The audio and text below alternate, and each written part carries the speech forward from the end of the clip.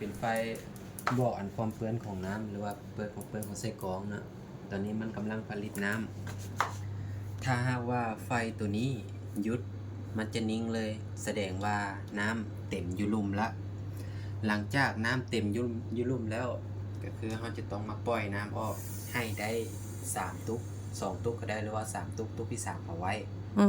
เอาไว้อันคืออันหัวหน้าก่อนอันบอกเมื่อกี้นี้เนาะ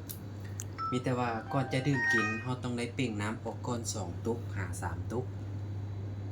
นี้เขาทิมเลย2 3ตุ๊กเขาทิม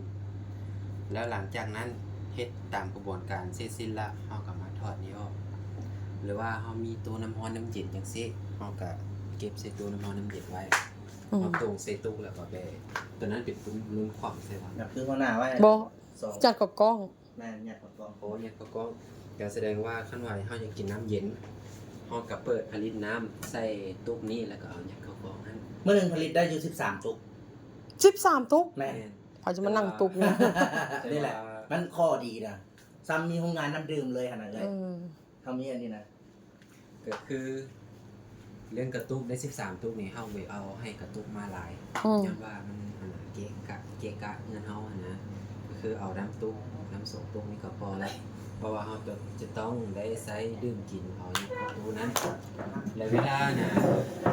นี่กินข้าวเจ้าได้เนาะข้าวเจ้าก็มีข้าวเหนียวข้าวเจ้าเราต้องเอาน้ำมานี่หรือว่าข้าวเหนียวอย่าเอาน้ำประปามา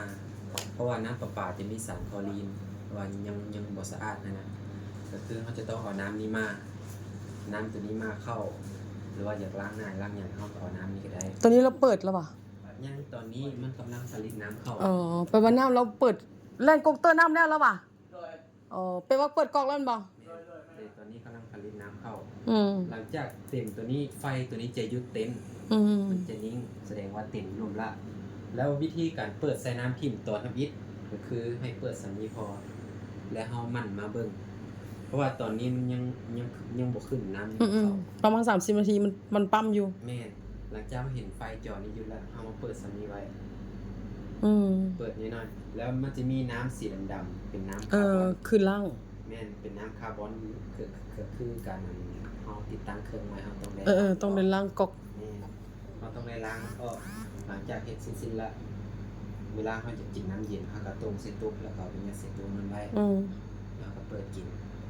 เพื่อนเวลามาเข้ามั่งก็ให้เอาน้ำนี้บ่ต้องเอาน้ำประปาหรือว่าเสียน้ำมันก็ได้แต่ว่าหลักๆคือบ่อยากให้เอามาละประหยัดรายจ่ายพอมีตัวนี้แล้วจ่าย10 ล้านแล้วพอแล้วจ้ะพอมีตัวนี้ก็คือเฮาก็คือแบบจบตุ๊กใหญ่บ่ต้องเอามาไกลเงินเฮาละมันเกะกะเงินเฮานะคือมีตัวนี้ก็คือหมดละตรง